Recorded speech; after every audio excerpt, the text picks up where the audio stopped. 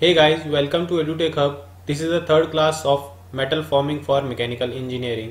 तो metal forming के अंदर देखो, मैंने पहले आपको जब कास्टिंग वास्टिंग सब बताई थी तो इसके अंदर क्या क्या बताया था कि देखो जनरली मेटल फॉर्मिंग के अंदर अपने को पास में कोई मटेरियल रिमूवल नहीं होता। मेटल कटिंग के अंदर मटेरियल रिमूव होता है, दूसरी मशीनिंग के अंदर मटेरियल रिमूव होता है, जैसे ईडीएम हुआ, ईसीएम हुआ। लेकिन मेटल फॉर्मिंग में क्या होता है, एक शेप को दूसरी शेप में मैं जस्ट फॉर्मिंग करता हूँ, डिफाइन करूंगा उसको, मैं चेंज करूंगा उसकी शेप को। तो इसके अंदर कुछ टर्म्स आएगी। कौन सी टर्म आती है?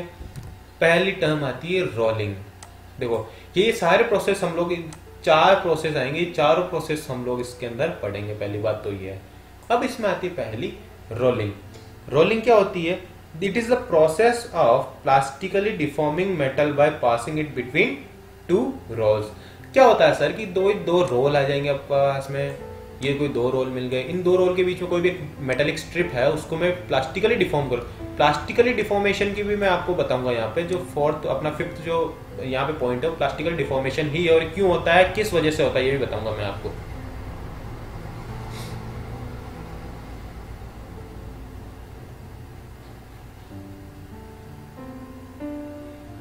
अब आता है अपने पास, देखो एक फॉर्जिंग। फॉर्जिंग क्या होता है? The work piece is compressed between two opposing dies so that the die shapes are imparted to the work. क्या होता है? कोई भी एक वर्क पीस होगा, अगर इसको कंटिन्यूअसली हैमरिंग करूंगा, पहले इसको मैं देखो जनरली क्या होगा, मैं इसको हॉट करूंगा, हीटअप करूंगा मैं, और फिर उससे डाई या फिर डाई के ऊपर रख दूंगा, फिर इसको कंटिन्यूअसली हैमरिंग करूंगा। So that process is known as forging. Extrusion process क्या होता है? Metal is forced to flow in between opening और it is known as die. और जो डाई का शेप होगा वो एक्सट्रूडेड प्रोसेस ले ले, और एक्सट्रूडेड जो मेटल होगा वो उसका प्रोसेस शेप ले लेगा। ठीक है। अब वहीं अगर मैं ड्राइंग की बात करूंगा, द डायमीटर ऑफ वायर और bar is reduced by pulling it through a die opening. बिल्कुल सर, ड्राइंग के अंदर देखो, अब डीप ड्राइंग की अलग बात आती है, तो इसके अंदर जनरली क्या होता है, अपने पास से देखो उसकी वायर की या फिर अपने पास बार है, उसकी डायमीटर को मैं रिड्यूस करूंगा। एक्सट्रूजन के थ्रू क्या करूंगा, एक कोई भी मेटालिक स्ट्रिप है उसको मैं क्या करूंगा, एक डाई के अंदर डाल लूंगा। डाई के अंदर एक साइड से डाल के दूसरी साइड से जब निकालूंगा तो उसके अंदर मेरे को एक उसकी डाई की जो शेप आएगी वो मिल जाएगी, और कंटिन्यूअस शेप आएगी। इसकी तो एक्सट्रूजन की क्या लिमिटेशन है, ड्राइंग की क्या लिमिटेशन है, फॉर्जिंग की क्या लिमिटेशन है, रोलिंग की क्या लिमिटेशन है, वो अभी मैं पढ़ूंगा। अब आता अपने पास plastic deformation. Deformation beyond elastic limit. पहली बात तो ये है जो कि डिफॉर्मेशन बियॉन्ड इलास्टिक लिमिट। अब दूसरी बात आती है, ये होता क्यों है? It is due to slip, grain fragmentation, lattice distortion और मूवमेंट ऑफ एटम्स। ठीक है। अब आता है अपने पास sheet metal forming. Sheet metal operation पता है, पियर्सिंग, पंचिंग या ब्लैंकिंग, ये शीट मेटल ऑपरेशंस के अंदर आएगा। हम लोग इसको भी डिस्कस करेंगे हमारी इसी क्लास के अंदर। तो शीट मेटल्स के अंदर देखो क्या रिस्ट्रिक्शन होता है, the cross section of work piece does not change, the material is subjected to just shape change. उसकी जस्ट शेप चेंज हो जाती है, ऐसा नहीं है कि उसका क्रॉस सेक्शन एरिया चेंज हो जाएगा। अब बात अपने से देखो एक स्ट्रेन हार्डनिंग, बहुत अच्छा वर्ड है स्ट्रेन हार्डनिंग। इसके अंदर देखो बढ़िया बताता हूँ कि इसके अंदर क्या होगा। स्ट्रेन हार्डनिंग में कोई भी मटेरियल होगा, पहले तो देखो दो टाइप की वर्किंग होती है, एक होती है कोल्ड वर्किंग, एक होती है हॉट वर्किंग। अभी जस्ट अगली वाले स्लाइड में पहले ये बताऊंगा। पहले ये देख लो कि देखो कोल्ड वर्किंग क्या होती है कि सपोज करो कोई भी कोल्ड वर्क्ड मटेरियल है तो उसके अंदर रिक्रिस्टलाइजेशन नहीं होगा। अगर रिक्रिस्टलाइजेशन नहीं होगा उसके अंदर, तो उसके अंदर जो ग्रेन का, अगर उसके अंदर जो ग्रेन डिस्टॉर्शन है, किसी टाइप का ग्रेन का डिस्टॉर्शन नहीं होगा। अब वहां पर जो ग्रेन का डिफॉर्मेशन होगा वो किसके थ्रू होगा? जो मैं इंपैक्ट फोर्स डालूंगा या फिर उसके ऊपर लोड प्रोवाइड करूंगा, उसकी वजह से क्या होगा, वहां पे ग्रेन का डिफॉर्मेशन होगा। Due to this impact force और due to this grain deformation काफी ज्यादा वहां रेजिस्टेंस क्रिएट होगा। किसमें? उस मटेरियल के अंदर। अगर काफी ज्यादा रेजिस्टेंस क्रिएट हो रहा है तो उसकी वजह से उसकी हार्डनेस और उसकी स्ट्रेंथ इंक्रीज हो जाएगी। क्या होगी? उसकी हार्डनेस और स्ट्रेंथ इंक्रीज होगी। This increase in hardness and strength is known as strain hardening. ठीक है। अब मैंने यहाँ कुछ टर्म बोली थी, कोल्ड वर्किंग और हॉट वर्किंग, वो यहाँ पे मैं डिफाइन करूंगा। अब एक टर्म आती है अपने पास। अब देखो धीरे धीरे मैं रोलिंग की ओर बढ़ रहा हूँ कि रोलिंग क्या होती है। क्या होता है? एक रिक्रिस्टलाइजेशन टेम्परेचर, जिसको मैं अभी फर्दर में आरसीटी डिफाइन करूंगा। क्या डिफाइन करूंगा? रिक्रिस्टलाइजेशन टेम्परेचर में आरसीटी डिफाइन करूंगा। क्या होता है कि It is the minimum temperature. It is the minimum temperature at which complete recrystallization of a cold work metal occurs within a specific time, that is approximately 1 hour. क्या होता है कि 1 घंटे के अंदर अंदर किसी भी कोल्ड वर्कड मटेरियल का तो ओवरऑल रिक्रिस्टलाइजेशन मतलब उसकी ग्रेन रिफॉर्मेशन, उसके अंदर ग्रेन डिफॉर्मेशन, ग्रेन्स का चेंज हो जाता है, तो that is the temperature is known as recrystallisation temperature. पहली बात तो ये, ठीक है। अब इसके थ्रू क्या होता है, it decreases the strength and increases ductility. Recrystallisation क्या करता है, it decreases the strength and increases ductility. एक आता है कोल्ड वर्किंग, एक आता है hot working. When the working is below recrystallization temperature, when the working is below RCT, then it is known as cold working. When the working below RCT, then it is known as hot working.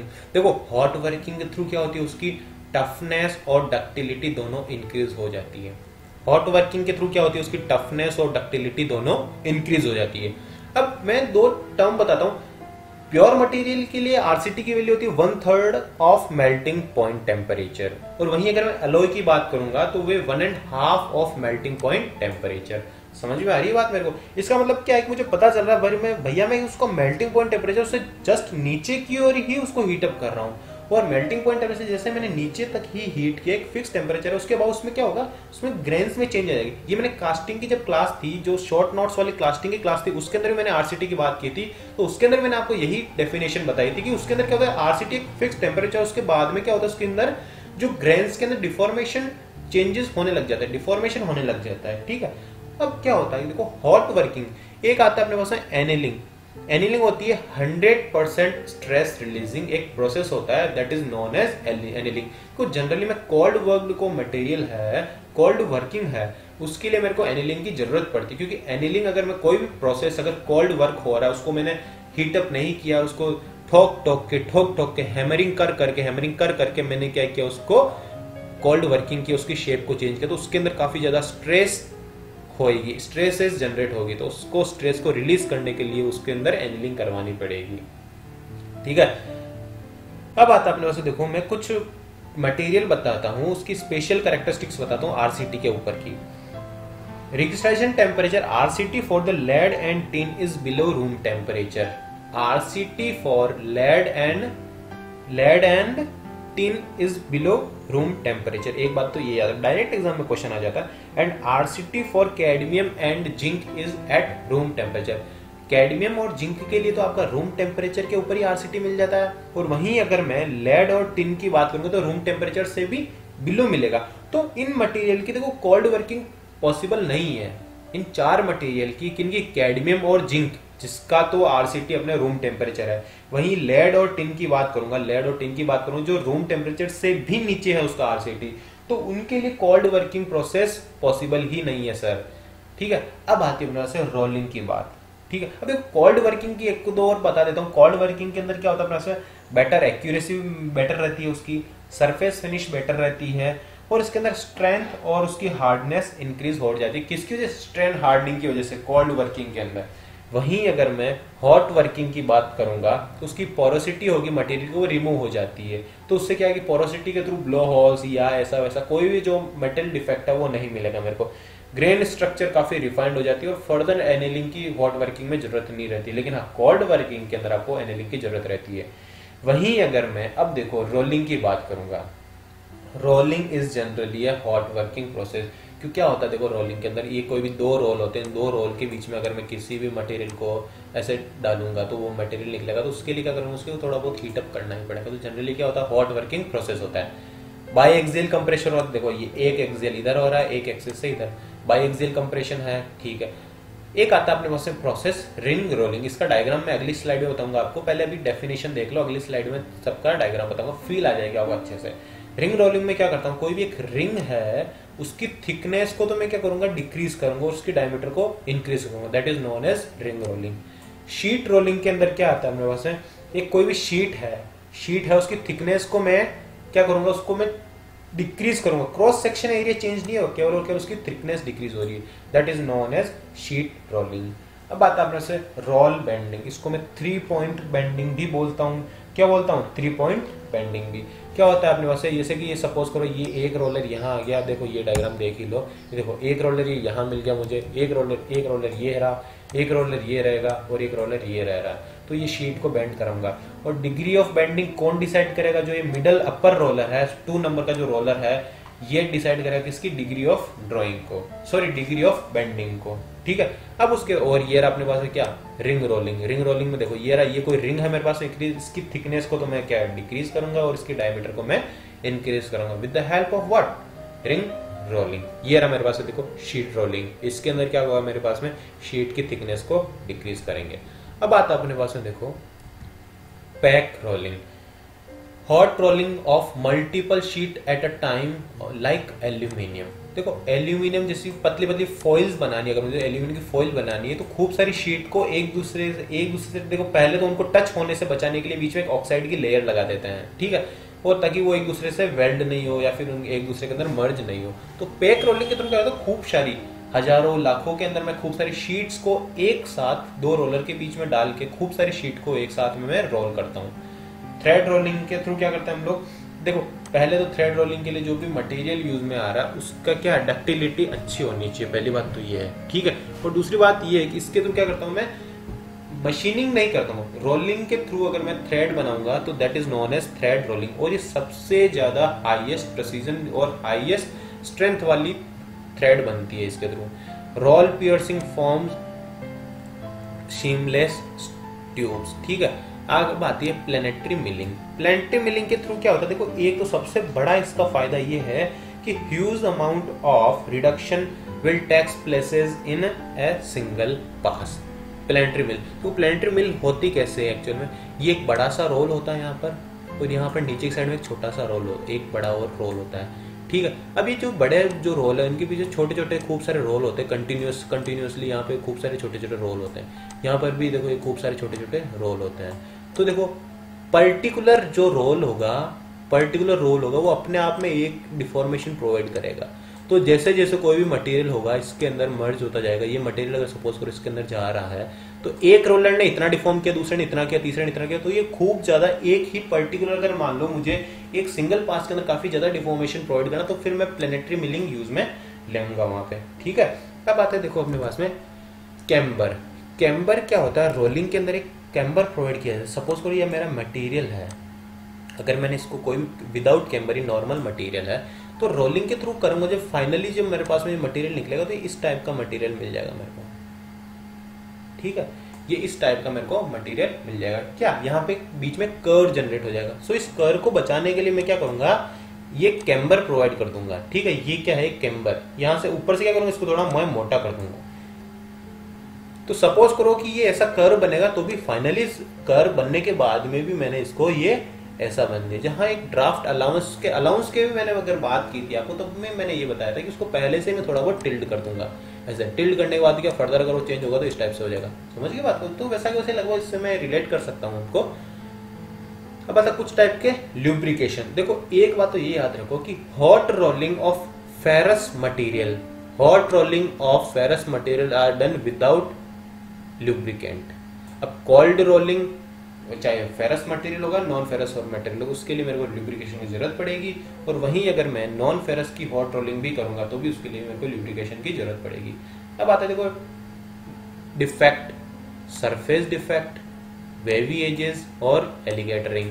Surface defect क्या होता है अपने पास, देखो surface defect are, देखो इसका कारण क्या होता है, inclusion of impurities in the material. Inclusion of impurity in the material surface defect का रीजन होता है। वहीं अगर मैं वेवी एजेस की बात करूं, due to roll bending edges elongates more and buckles, wavy edges की बात। एलिगेटरिंग, देखो जो भी अपने पास में एलिगेटर की तरह है, जैसे ये एलिगेटर ऐसे इसकी तरह हो जाएगा ये अपने पास, ठीक है। साइड से अगर मान लो सपोज करो ये रोलिंग आ रही है, हम लोग इसको इधर की साइड जा रही है तो ये जो भी सरफेस है यहाँ से ओपन हो जाएगी, कहाँ से, एंड साइड से, ठीक है। That is known as एलिगेटरिंग।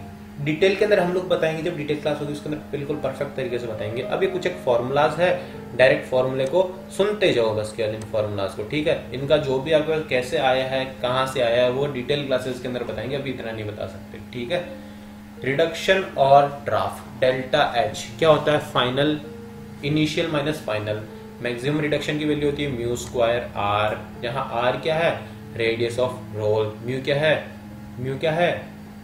Coefficient of friction. अब friction coefficient of friction mu should be greater than और equal to 10 alpha. Delta H की वैल्यू जनरल वैल्यू होती है डी 1 माइनस कॉस अल्फा, जहां डी क्या है? Diameter of roller, and alpha क्या है? ये कौन एंगल, जो इसको एंगल बोल सकता हूं मैं, टच एंगल बोल सकता हूं मैं, एडेड एंगल बोल सकता हूं, ठीक है। रोल स्ट्रिप कॉन्टेक्ट लेंथ, ये एक्स वाई जो लेंथ दिख रही है that is known as roll strip contact length or alpha. ये डिटेल क्लास के अंदर सब कुछ बताऊंगा, ये कहां से आया, ये कहां से आया, सब कुछ बताएंगे। Number of passes required in one pass, delta H required upon delta H maximum. देखो यहां पर अब आता है एक न्यूट्रल पॉइंट नाम की चीज आती है। क्या आती है? अब एक न्यूट्रल पॉइंट नाम की चीज आती है। न्यूट्रल पॉइंट क्या होता है कि देखो लेफ्ट साइड में जाऊंगा तो लेफ्ट साइड में क्या होता है? Velocity of roller, left side के अंदर जाऊंगा तो velocity of roller will be higher as compare to velocity of strip, और राइट साइड में जाऊंगा तो velocity of strip will be higher as compare to velocity of roller. देखो इधर तो है रोलर की वेलोसिटी ज्यादा, स्ट्रिप की वेलोसिटी कम, और इधर आगे स्ट्रिप की वेलोसिटी ज्यादा, रोलर की वेलोसिटी कम।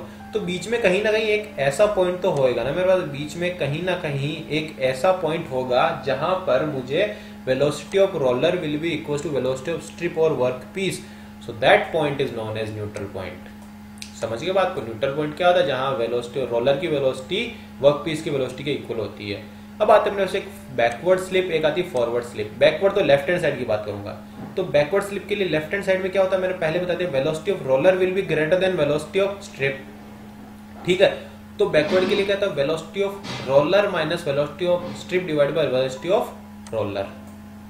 वही फॉरवर्ड की बात करूंगा, फॉरवर्ड में पहले बता रखा है क्या होता है, स्ट्रिप की वेलोसिटी ज्यादा होती है तो Vf minus VR upon VR।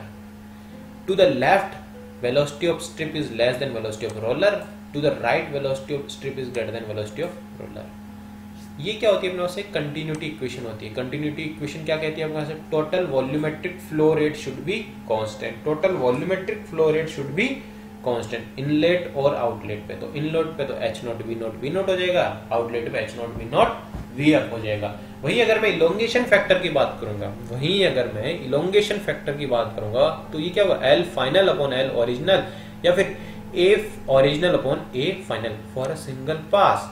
वही अगर n पासेस की बात करूंगा तो e raise to the power n equal to L n upon L original. LP क्या है? Projected length equal to R sine alpha, also equal to R delta H। F क्या होता है? Roll separation force. वहां देखो sigma naught LP, देखो force की value क्या होती है? Stress multiply by area. देखो ये है आपके पास कॉन्टेक्ट एरिया, ठीक। कॉन्टेक्ट एरिया पूछ ले तो LP multiply by D, this is contact area, ठीक है। अब आता है distance of force from the centre, 0.5 length of projected length for hot rolling, 0.45 for cold rolling. Torque की वैल्यू होती है, टॉर्क की value force multiply by distance, force multiply bye A divide by 100 अपने पास में। देखो डिफाइन करना है ना, तो A force multiply bye A divide by 100, ये टॉर्क आ जाएगा। और देखो सिंगल रोलर के लिए तो पावर की वैल्यू T ओमेगा हो जाएगी, और दो रोलर के लिए P की वैल्यू हो जाएगी 2T ओमेगा। ये जनरल जो फॉर्मूलाज थे ये मैंने बता दिए एग्जाम के लिए आपके हिसाब से, ठीक है। अब आता है अपने पास देखो एक फॉर्जिंग टाइप का ऑपरेशन आता है। क्या आता है? Forging operation. इसके अंदर मैंने बता दिया था फॉर्जिंग के अंदर क्या होती है, with the help of hammering मैं क्या करूंगा, इसके अंदर कोई भी एक डाई को डालूंगा, डाई को तो हेल्प ऑफ हैमरिंग के थ्रू मैं क्या करूंगा, उस डाई को मैं कंटिन्यूअसली ब्लो प्रोवाइड करूंगा, उसके थ्रू क्या होगा, उसकी पोटेंशियल एनर्जी को मैं यूज में लाऊंगा और उसका मैं शेप डिजायर्ड शेप में उसको कन्वर्ट कर दूंगा। सो इससे क्या होता है, मैकेनिकल प्रॉपर्टी काफी हाई मिलती है। तो हाई मैकेनिकल इसकी कुछ इसकी कैरेक्टरिस्टिक्स है, देख लो। हाई मैकेनिकल प्रॉपर्टीज, रिलायबिलिटी और कॉस्टली फॉर्जिंग प्रोसेस, ठीक है। अब आता है देखो एक फ्लैश और गटर, दो टर्म्स यूज में आती है, एक आता है फ्लैश, एक आता है gutter. The excess metal added to the stock by flash, बिल्कुल sir, excess metal added to the stock by flash, and gutter is used to accommodate extra metals. अब एक बात याद रखना, without a gutter size of flash will be very high. Without a gutter size of flash become very high. बिल्कुल flash की thickness काफी ज्यादा हो जाती है बिना गटर के, बस ये बात याद रखना। अब आता है अपने से देखो टाइप ऑफ फॉर्जिंग। एक आती है ड्रॉप फॉर्जिंग। ड्रॉप फॉर्जिंग क्या होता है अपने पास, देखो एक एनविल होती है, एक होती है ऊपर वाली रैम होती है। ड्रॉप फॉर्जिंग क्या करूंगा, दो टाइप की डाई यूज में लूंगा, एक होती है लोअर डाई और एक होती है अपर डाई। जो लोअर डाई होगी ड्रॉप फॉर्जिंग के अंदर वो एनविल के अंदर फिक्स हो जाएगी, और जो अपर डाई होगी वो अपने पास रैम के अंदर फिक्स रहेगी। और कंटिन्यूअसली 5 से 6 ब्लो में इसके ऊपर नीचे प्रोवाइड करूंगा, ऊपर नीचे करूंगा, और फिर उससे क्या है मेरे को एक फोर्ज जो भी मेरा कंपोनेंट होगा वो उस डाई के शेप में कन्वर्ट हो जाएगा। That is known as drop forging, that process is known as drop forging. और काफी छोटे छोटे स्मॉल कंपोनेंट्स के लिए यूज में आती है। वहीं अगर मैं प्रेस फॉर्जिंग की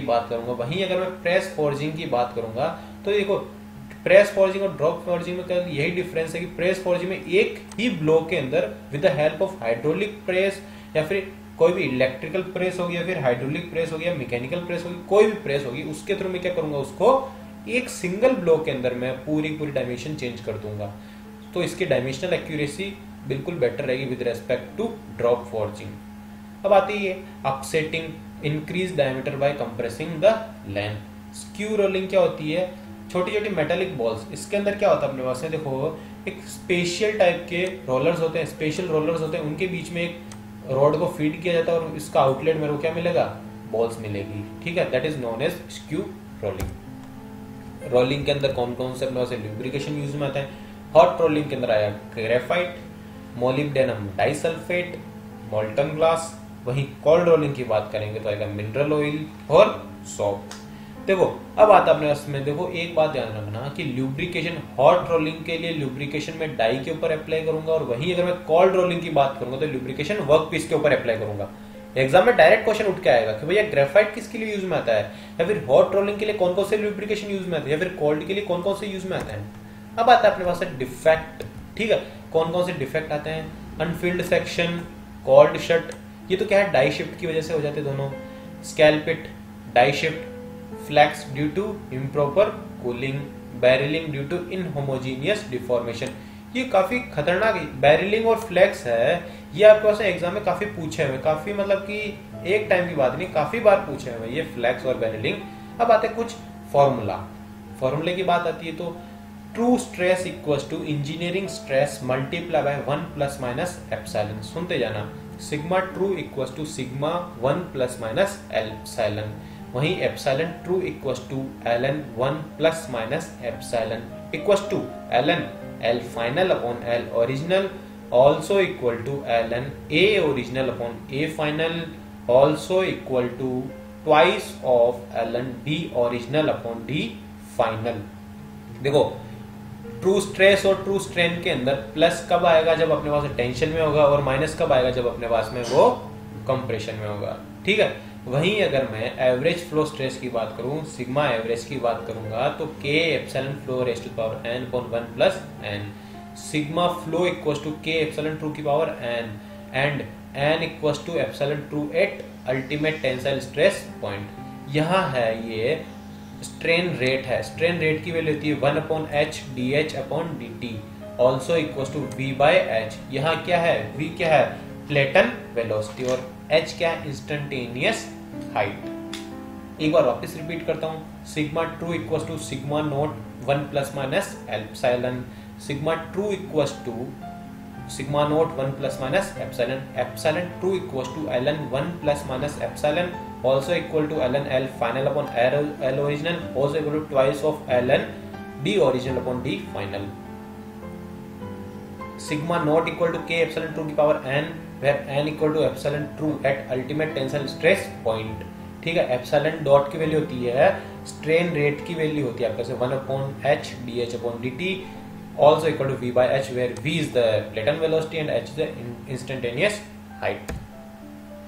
अब बात अपने पास देखो एक एक्सट्रूजन आती है। एक्सट्रूजन के अंदर मैंने पहले ही बता दिया था क्या होता है, अपने पास कोई भी एक स्ट्रिप होती है, उसको मैं कोई डाई के बीच से अगर मैं उसको डिफाइन निकालूंगा तो उसके जो डाई का शेप होगा वो स्ट्रिप ले लेगी।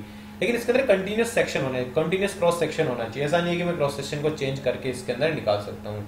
ठीक है, अब आती है अपने पास देखो इसके अंदर क्या, metal will go under try axial compression. By axial तो किसमें था, रोलिंग के अंदर था, यहाँ पे ट्राई एक्सियल कंप्रेशन आएगा। मेरी बात सुनना, ठीक है, ट्राई एक्सियल कंप्रेशन। अब आता है अपने पास में देखो स्टील और stainless steel nickel base alloy are difficult to extrude. ठीक है, स्टील स्टेनलेस स्टील और nickel base alloy are difficult to extrude.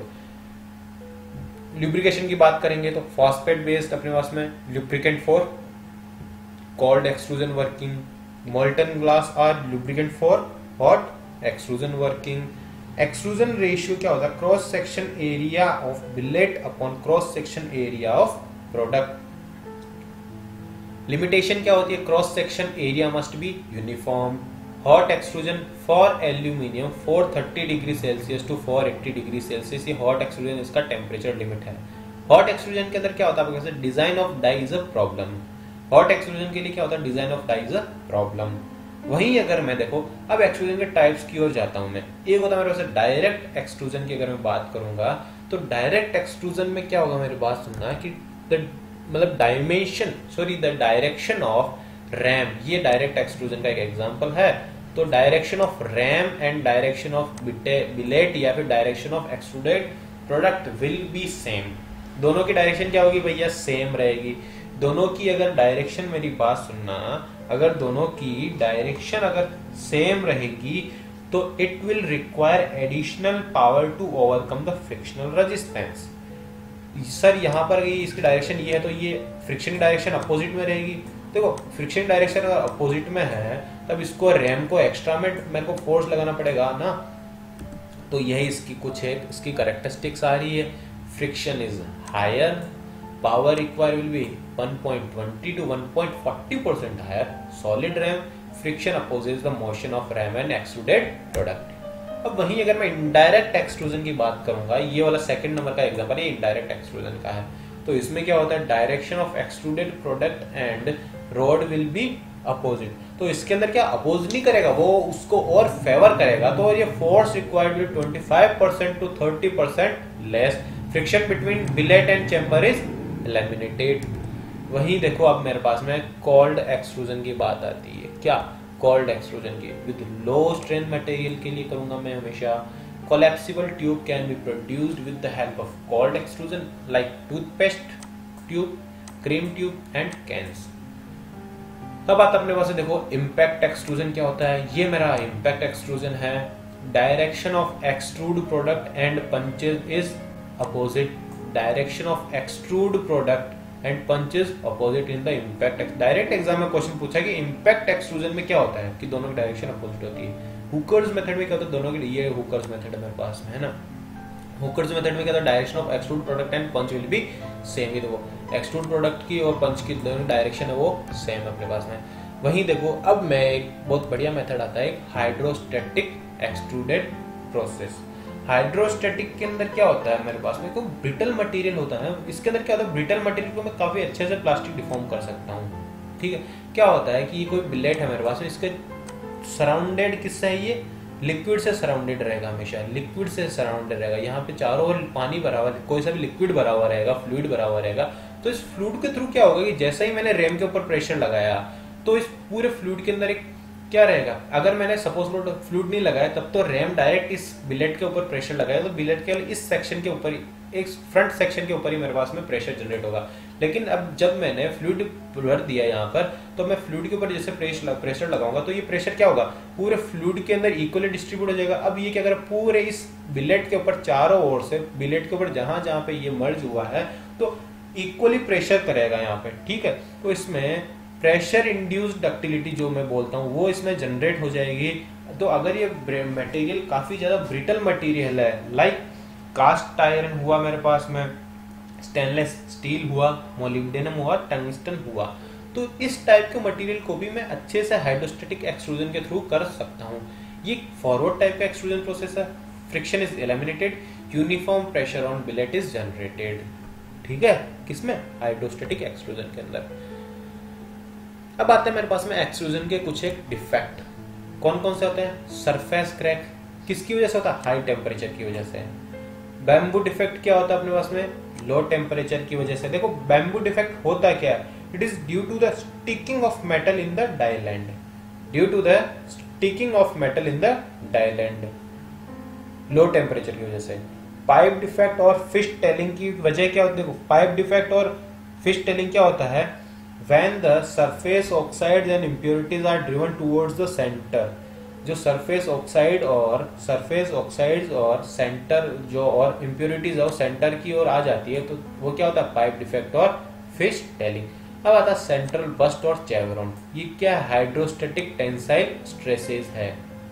समझ रहे हो बात को? तो देखो, अगर मैं क्या करूंगा कि मेरे डाई की, अगर मान लो डाई एंगल और अमाउंट ऑफ इम्प्योरिटीज को अगर मैं इंक्रीज करूंगा, अगर मैं डाई एंगल को और अमाउंट ऑफ इम्प्योरिटीज को अगर मैं इंक्रीज करूंगा, तो सेंट्रल बस्ट और चेवरॉन की टेंडेंसी भी इंक्रीज हो जाएगी। मेरी बात सुनते रहना। और अगर वहीं मैं एक्सट्रूजन रेशियो और फ्रिक्शन को अगर इंक्रीज करूंगा, तो चेवरॉन की वैल्यू डिक्रीज होती जाएगी, टेंडेंसी ऑफ चेवरॉन डिक्रीज हो जाएगी। किसके ऊपर? अगर मैं फ्रिक्शन को और एक्सट्रूजन रेशियो को इंक्रीज करूंगा तो चेवरॉन डिक्रीज हो जाएगा, और वहीं अगर मैं डाई एंगल को इंक्रीज कर दूंगा, अमाउंट ऑफ इम्प्योरिटीज को इंक्रीज करूंगा, तो चेवरॉन की वैल्यू इंक्रीज हो जाएगी। कुछ डायग्राम दे रखे हैं मैंने, इनको देख लो। सेंट्रल बस्ट इस टाइप का होता है, फिश टेलिंग इस टाइप की होती है, और सरफेस क्रैक इस टाइप का होता है। अब आता है अपने पास wire drawing process. This is always a cold working process. कौन सा टाइप का होता है? ये कॉल्ड वर्किंग प्रोसेस होता है अपने पास में। देखो, इसको एनीलिंग कर भी सकते हैं और नहीं भी कर सकते हैं। जनरली देखो, वायर ड्राइंग प्रोसेस में इतनी ज्यादा स्ट्रेस जनरेट नहीं होती है, तो इसके लिए एनीलिंग की इतनी ज्यादा जरूरत नहीं पड़ती है। ठीक है। अब देखो, टेंडम ड्राइंग नाम की चीज आती है। तो टेंडम ड्राइंग क्या होती है? For the fine wire the material may be pass through number of dies receiving a successive drawing, it is known as tandem drawing. खूब सारे छोटे छोटे, अगर मेरे को एक बिल्कुल छोटा सा वायर निकालना है, तो उसके लिए मुझे क्या करना है? उसको खूब सारी डाइज के अंदर एक ही साथ में मेरे को एक के बाद एक कंटिन्यूस सक्सेसिवली मेरे को अलग डाइज में डालना पड़ेगा, तो that is known as tandem drawing. Cleaning and lubrication. Acid pickling तो क्या होता है मेरे पास? क्लीनिंग मेथड होता है। सलिंग क्या होता है? कोटिंग ऑफ वायर का मेथड होता है। देखो, बंडल ड्राइंग क्या होता है? In this process many wires as much as several times of 1000, 1000 के साथ में, एक साथ में 1000 वायर को मैं अगर निकालना होगा, that process is known as bundle drawing. अगर मुझे 1000 वायर एक साथ में ड्राइंग करनी, 1000 वायर की ड्रॉन करना है, तो that is known as bundle drawing. Die material कौन कौन से है? टूल स्टील, टंगस्टन कार्बाइड और पॉलीक्रिस्टलाइन डायमंड, ये क्या as a die material use में आता है। अब देखो, रॉड एंड ट्यूब ड्राइंग। कौन सा मेथड आ रहा है? रॉड और ट्यूब ड्राइंग। देखो, वायर ड्राइंग के सिमिलर ही होता है। रॉड और ट्यूब ड्राइंग क्या होता है? वायर मटेरियल के सिमिलर ही होता है वायर ड्राइंग के। बस डिफरेंस इतना होता है कि वायर के अंदर जो वायर ड्राइंग होती है उसमें डाई की साइज छोटी होती है, और रॉड और ट्यूब ड्राइंग के अंदर डाई की साइज काफी बड़ी हो जाती है। इसमें बीच में अगर मेरे को होलो बनाना, तो एक मेंडल यूज में लूंगा, और drawing tube without the help of internal mandrel known as a tube sinking. ठीक है। अगर बिना मेंडल के मैं अगर कोई भी मतलब क्या होलो ट्यूब बना रहा हूं, तो वो क्या ट्यूब सिंकिंग कहलाएगी। वही स्वेगिंग और नीडिंग प्रोसेस की बात आती है। ये रहा मेरे पास स्वेगिंग और नीडिंग प्रोसेस। तो इसके थ्रू क्या करता हूं मैं कि जो मेरी डाई होती है वो एक हैमर ही होती है। Die will work as a hammer and continuously rotating and reciprocating motion of die will takes place here. ये डाइज है कंटिन्यूअसली ऐसे रोटेट भी कर रही है, और ये ऊपर नीचे ऐसे रेसिप्रोकेटिंग मोशन भी कर रही है, और कंटिन्यूअसली हैमरिंग हो रही है। तो ये इससे मेरे ट्यूब की ड्राइंग हो जाती है। ये क्या प्रोसेस क्या होता है? स्वेगिंग एंड नीडिंग। ड्राइंग के लिए कुछ फॉर्मूलाज है, ये फॉर्मूला पढ़ लेता हूं एक बार। Drawing force equals to A naught sigma naught ln A naught upon A final, या फिर twice of A naught sigma naught ln D naught upon D final. Sigma E equals to P by A naught. और wire drawing के लिए बात करूंगा तो A final आ जाएगा। बस के लिए यही याद रखो कि वायर ड्राइंग के लिए अपने पास जो फोर्स होगा किसके ऊपर डिपेंड करेगा? फाइनल एरिया के ऊपर। और वहीं अगर मैं ट्यूब के लिए करूंगा तो ओरिजिनल एरिया के ऊपर डिपेंड करेगा। मैक्सिमम रिडक्शन की वैल्यू होती है A naught minus A final upon A final multiply by 100। ये जनरली 63% की वैल्यूज की होती है। अब आता है देखो, अगर आपको एग्जाम में म्यू की वैल्यू देते हैं, मतलब कि आपको कोफिशिएंट ऑफ फ्रिक्शन की वैल्यू गिवन हो, तब आप जो पुराना प्रीवियस फॉर्मूला था उसको हम लोग यूज में नहीं लेंगे। एग्जैक्ट फॉर्मूला यही रहेगा फिर बाद में। कौन सा? Sigma D equals to sigma naught 1 plus B by B bracket of 1 minus R final upon R original की power 2b plus R final upon R original की power 2b where sigma B क्या होता है, back stress और tension और पुल कहलाता है। B की वैल्यू होती है म्यू कॉट अल्फा, अल्फा क्या है, semicone angle, mu friction coefficient अपने पास में। डिग्री ऑफ ड्राइंग या फिर reduction factor in cross section area, degree of drawing की वैल्यू होती है A naught minus A final upon A naught या फिर डी नोट का स्क्वायर माइनस डी फाइनल का स्क्वायर अपॉन डी नोट का square. Epsilon true in terms of degree of drawing कैसे करूंगा, ln 1 upon 1 minus 1 upon D, ये क्या है, true strain in the form of degree of drawing, ln 1 upon 1 minus D. देखो formula based direct question आते हैं अपने पास में। अब आता है अपने पास देखो sheet metal operation. Sheet metal operation क्या होता है, देखो शीट मेटल होता क्या, पहले तो ये बताता हूं मैं। Product has light weight and versatile shape as compare to forging casting. Sheet metal operation के जो प्रोसेस बने, जो भी प्रोडक्ट बनेगा, देखो पहले तो क्या होता है, जनरली कोल्ड वर्किंग प्रोसेस होता है, ये सबसे अच्छा फॉर्मिंग प्रोसेस होता है। तो इसके अंदर जो भी प्रोडक्ट बनेगा उसका वेट काफी लाइट रहेगा। अब इसमें दो टाइप की टर्म्स यूज में आएगी, एक आएगी पियर्सिंग या पंचिंग, एक आएगी ब्लैंकिंग। पंचिंग और पियर्सिंग सेम ही है, पहली बात तो ये, ठीक है। तो एक आती है ब्लैंकिंग और एक आती है piercing. Both are shearing operation, मेरी एक बात सुनना, बोथ आर शेयरिंग ऑपरेशन। अब देखो इसके अंदर ये कुछ चीजें यूज में आ रही है। ये पहला, ये तो क्या है, ब्लैंक होता है अपने पास है, ब्लैंकिंग फोर्स, पंच बोलता हूँ इसको मैं। ये तो होता है मेरे पास है पंच, इसको बोलते हैं। जो नीचे वाला पार्ट है ये है डाई, और ये मेरे पास में जो शीट मेटल है जिसके ऊपर मुझे पंचिंग करनी है या फिर ब्लैंकिंग करनी है, वो वाला मेरा मटेरियल है। अब देखो इन ब्लैंकिंग के अंदर क्या होता है मेरे पास है, जो ये राउंडेड टर्म है, राउंडेड पार्ट है, ये वाला पार्ट मेरा क्या है, मेरा वर्क पीस है। वहीं अगर मैं पंचिंग की बात करूंगा तो ये वाला मेरे पास में क्या वर्क पीस हो जाएगा, जस्ट अपोजिट हो जाएगा किसके, ब्लैंकिंग के। अब देखना मेरी बात, पंचिंग के अंदर क्या होगा, मैं पिछले वाले डायग्राम पे आपको वापस ले जाऊंगा एक बार। पंचिंग के अंदर क्या होता है, size of punch equal to size of hole and size of die equal to size of punch plus twice of clearance. ये कैसे हुआ कि देखो पंचिंग के अंदर पहले देखो कि मेरा ये वाला मेरा पार्ट है ना, ये जो स्ट्रिप आ रही है, जो ये स्ट्रिप आ रही है, यही मेरा वर्क पीस है। स्ट्रिप सुनते रहना, ये स्ट्रिप आ रही है, यही मेरा वर्क पीस है। तो अगर ये मेरा वर्क पीस है तो इसकी होल की साइज कांस्टेंट होनी चाहिए ना, होल की साइज एक्यूरेट होनी चाहिए। होल की साइज एक्यूरेट होने के लिए जो पंच है इसकी साइज फिक्स होनी चाहिए ना। अगर मैं यहाँ पंच के ऊपर अगर क्लियरेंस प्रोवाइड करवा दूंगा, भैया खड्डा ही मेरे पास जो होल बनेगा, ये होल बनेगा, इसकी साइज भी बड़ी या छोटी हो जाएगी। तो इसके लिए मुझे क्लियरेंस कहाँ प्रोवाइड करना पड़ेगा, डाई के ऊपर। तो रटना चाहते हो तो रट लो, बाकी समझा तो मैंने दिया है कि ये डाई के ऊपर ही क्लियरेंस क्यों प्रोवाइड करवा सकते हैं हम लोग। देखो क्योंकि पंच की साइज तो अगर एक्यूरेट रहेगी तभी तो मेरे होल की साइज एक्यूरेट रहेगी ना। तो इसके लिए क्या होगा कि मैं क्लियरेंस हमेशा डाई के ऊपर प्रोवाइड करवाऊंगा। तो वहां पर क्या रहेगा अपने पास में, size of die, size of punch equal to size of hole आ जाएगा, एंड साइज ऑफ डाई आ जाएगी size of punch plus twice of clearance. Twice of clearance क्यों, देखो एक क्लियरेंस मेरे को दोनों साइड में, एक क्लियरेंस इधर दिया मैंने, एक क्लियरेंस इधर दिया, तो इसलिए ट्वाइस ऑफ क्लियरेंस किया मैंने।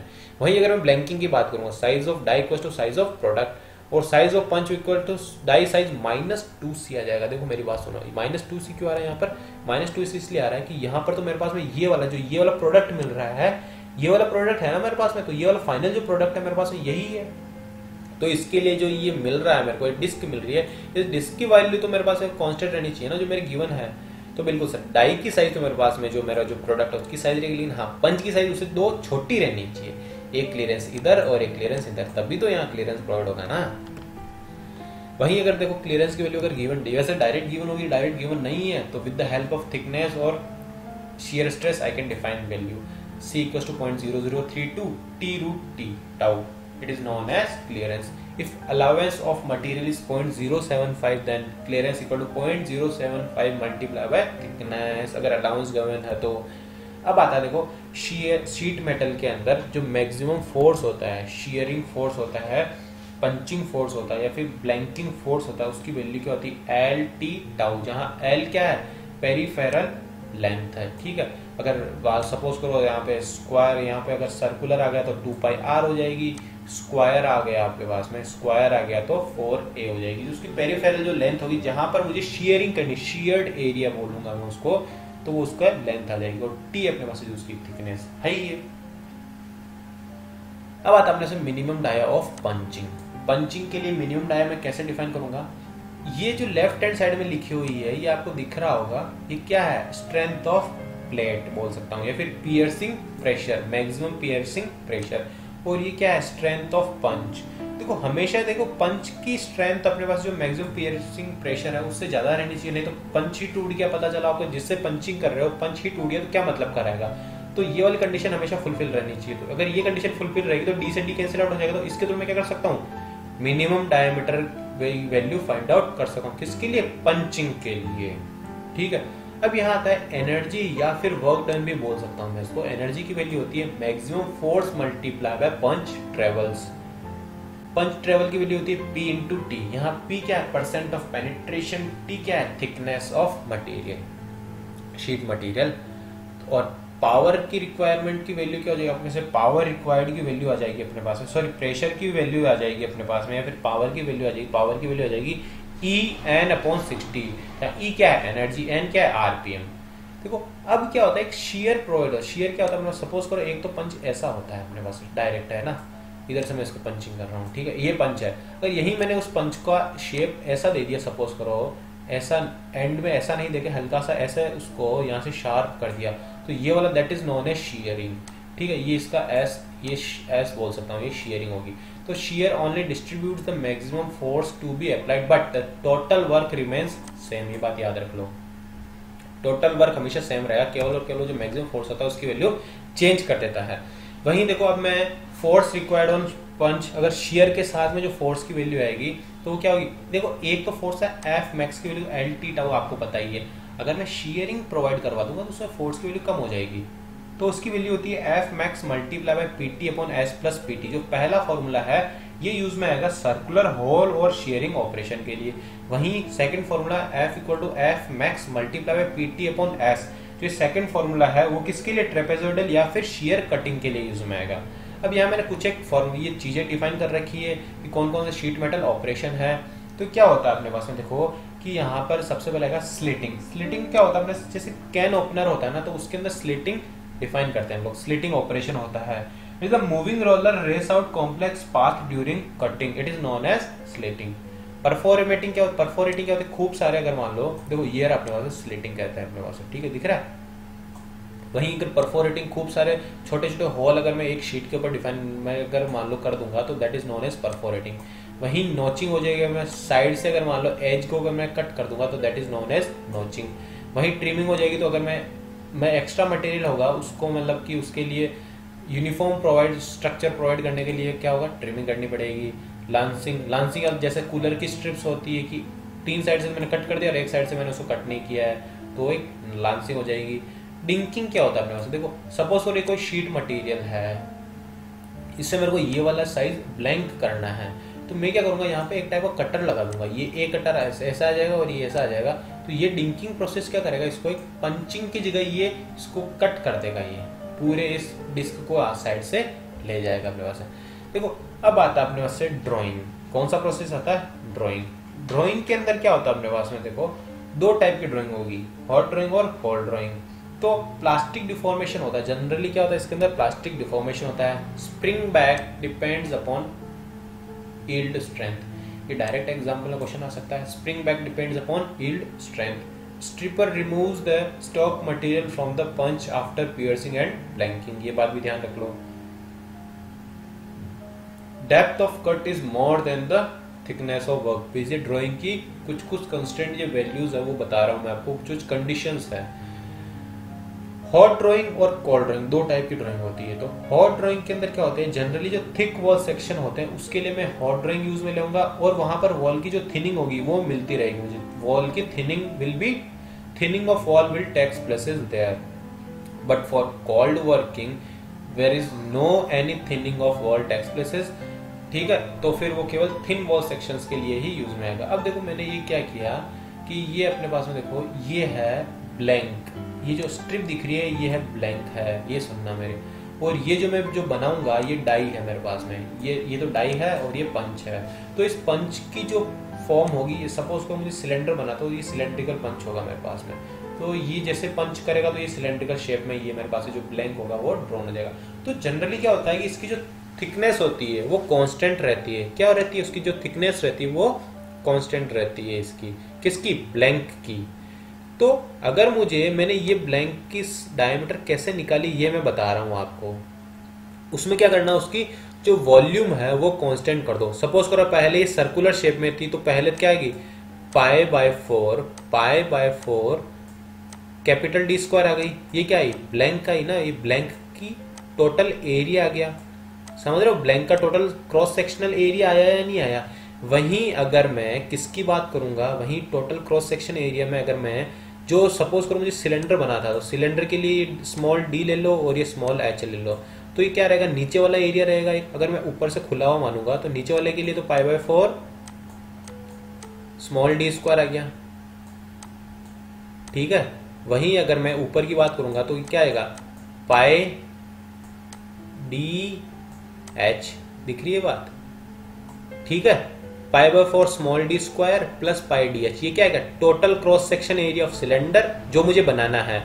और ब्लैंक का क्या आ गया, पाई/4 डी स्क्वायर, तो पाई/4 से पाई/4 खत्म हो गया और यहाँ पे 4 को मल्टीप्लाई कर दो और पाई से खत्म हो गया। देखो डी स्क्वायर की वैल्यू हो गई ना, डी स्क्वायर प्लस 4dh, ये पूरा स्क्वायर रूट के अंदर अपने पास, ठीक है। ये कंडीशन कब होगी, जब when small d is greater than 20r। यहाँ r क्या है, ये रेडियस ऑफ कर्वेचर है, ये यहाँ का, इस कर्वेचर का जो रेडियस है that is known as r। तो अगर स्मॉल d की वैल्यू 20r से ज्यादा है तब तो डी स्क्वायर प्लस 4dh ले लो। वहीं अगर स्मॉल d की वैल्यू 15r से 20r के बीच में है तब आपको D square plus 4dh minus ये माइनस 0.5r आपको बाहर रहेगा स्क्वायर रूट से, तो ये लेना पड़ेगा आपको वैल्यू। अब उसके बाद में आता है डीप ड्राइंग। डीप ड्राइंग क्या होता है, व्हेन द कप हाइट होता प्रोसेस ड्राइंग ही है, एक स्पेशल ड्राइंग प्रोसेस है। उसमें क्या होता है, when the cup height is more than half of the diameter, cup की हाइट होती है वो डायमीटर से के हाफ से भी ज्यादा होती है, that process is known as deep drawing process. अब आता है एग्जाम में डायरेक्ट क्वेश्चन आता है। देखो अभी जो इस करंट में इसरो का पेपर होता है उसके अंदर भी क्वेश्चन आ गया था, जो फ्लेंज होता है वो that will be under axial tension and compression, और जो वॉल ऑफ कप होता है that will be under axial tension. सुन लो ये बात। अब आता है limiting drawing ratio. Limiting drawing ratio क्या होता है, average reduction in deep drawing in one pass. Single pass के अंदर ये डीप ड्राइंग के अंदर कितना रिडक्शन कर देगा, small D by capital D. Small D क्या है, ब्लैंक का डायमीटर अपने पास में, ठीक है। स्मॉल डी क्या है अपने पास में, ब्लैंक का डायमीटर, और वहां पर कैपिटल डी क्या है, जो सॉरी स्मॉल डी तो क्या अपने पास है, कप का डायमीटर जो मेरे को बना रहा हूं मैं, और ये ब्लैंक का डायमीटर कैपिटल डी है मेरे पास में, ठीक है। Reverse of limiting drawing ratio is known as deep drawability, ठीक है। Reverse of limiting drawing ratio LDR is known as what, deep drawability. देखो फर्स्ट में अगर मैं फर्स्ट ड्रॉ में करूंगा तो कितना रिडक्शन हो जाएगा, 50%। वहीं सेकंड ड्रॉ में करूंगा तो 30%, थर्ड में करूंगा 25, फोर्थ में करूंगा 16, फिफ्थ में करूंगा 13। देखो ये कब यूज में, जब न्यूमेरिकल आएगा कि आपको 50 mm का डायमीटर है, 50 mm है, उसको आपको 5 mm में आपको ड्रॉ करना है, ड्रॉइंग करनी है, तो उसके लिए आपको कितने, आप अगर मान लो थ्योरेटिकली निकालना चाहो तो कितने आपको उसके अंदर ड्रॉइंग के उसको पासेस प्रोवाइड करने पड़ेंगे, कितने आपको ड्रोन देने पड़ेंगे। तो पहले ड्रोन में 50%, दूसरे में 30, 25, 16 और 13 हो जाएंगे अपने पास, ठीक है। तो उसके बाद में क्या वो उसको पंच कर देगा, अगर दिमाग में आता है कि उसके बाद में क्या, उसके बाद में वो पंचिंग कर देगा, उसकी डीप ड्राइंग नहीं होगी, पंचिंग हो जाएगी। देखो 3 टाइप की डाई आती है, प्रोग्रेसिव डाई, कंपाउंड डाई और कॉम्बिनेशन डाई। तीनों का एग्जांपल दे रहा मैंने यहाँ पे। ये पहले में ये रहा मेरे पास है, प्रोग्रेसिव डाई की बात करूंगा।